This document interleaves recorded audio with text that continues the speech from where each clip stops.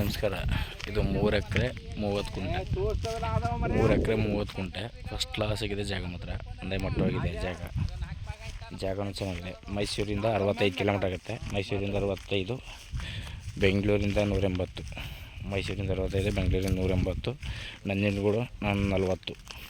ಚೆನ್ನಾಗಿದೆ ಜಾಗ. ಚಾಮರಾಜನಗರ ಒಂದು 16. ಒಳ್ಳೆ ಫಸ್ಟ್ ಕ್ಲಾಸ್ ಆಗಿದೆ ಜಾಗ ಮಾತ್ರ. ಇವರು ಎಕರೆಗೆ 22 ಲಕ್ಷ ಹೇಳ್ತಾರೆ. ಒಂದು ಎಕರೆಗೆ 22 ಲಕ್ಷ ಹೇಳ್ತಾರೆ. ತುಂಬ ಚೆನ್ನಾಗಿದೆ ಜಾಗ ಮಾತ್ರ. ಸರಿ, ಒಳ್ಳೆ ಫಸ್ಟ್ ಕ್ಲಾಸ್ ಜಾಗ.